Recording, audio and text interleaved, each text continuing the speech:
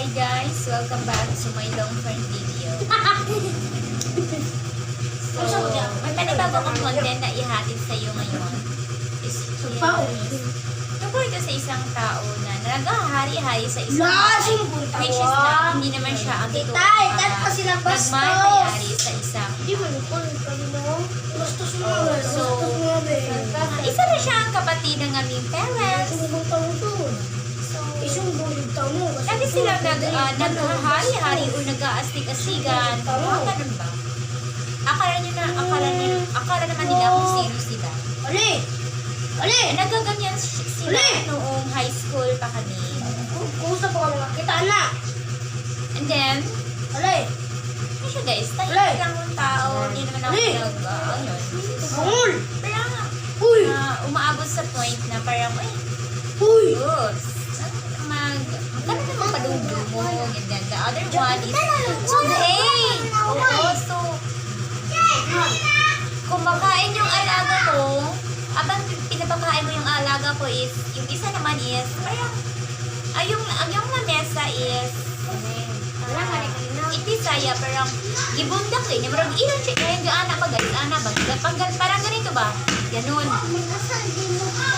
Tapos, wala akong ginagawa.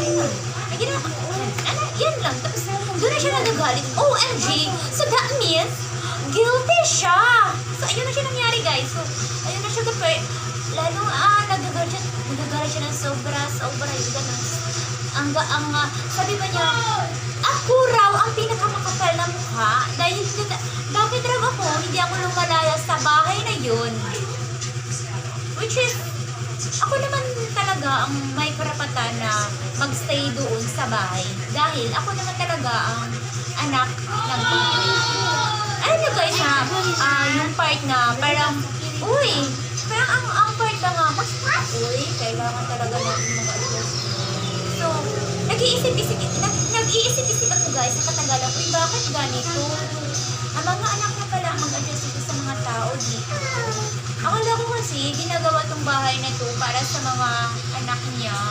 Yun pala, napag-isip-isipan namin, na-realize ko, lalo sa akin mga kapatid na babae, na, ginagawa pala ito ng bahay na ito para sa mga kapatid lang pala niya. So that means, yung mga kapatid namin doon na babae, especially ng mga babae, so, wala pala kami doon karapatan na magstay sa bahay na yun. So, alam nyo guys, ang hirap makatira sa isang bahay na common house. So, ang hirap mamuhay na wala yung mga parents mo. Ang hirap mamuhay na lumalaki na wala si papa, si mama yung ganun. Tapos na yun, aapi-api pa. So, ayun siya guys. Since wala naman ako content, so why not gawin ko siyang content? Since piligirang vlogger naman tayo, diba? Para malaman din sa lahat ng aking mga followers, especially to my social supporters na kung ano talaga ang aking sitwasyon. Pahabi-habi lang ako sa aking mga risk, pero marami akong problema. Para malalaman din. Pwede kayong mag-comment kahit anong inyong comment guys, kahit negative just I will accept that one.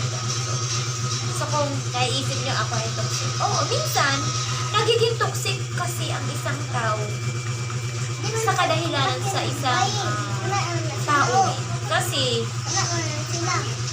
ang pag-treat ng isang tao guys, nakadepende rin yan sa kapatid.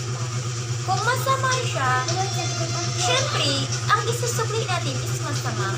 Hindi naman maaari guys na kung masama siya, ang ating isusukli is mabuti. Diba?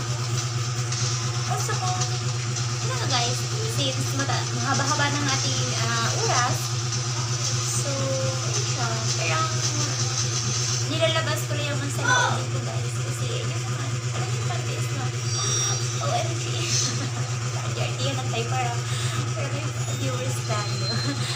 Hindi guys, totoo yun yung nasabi ko. Doon na talaga akong so, sana may marami kong viewers dito, followers, engagement, and then sana may bago akong followers, and then I will end my video na.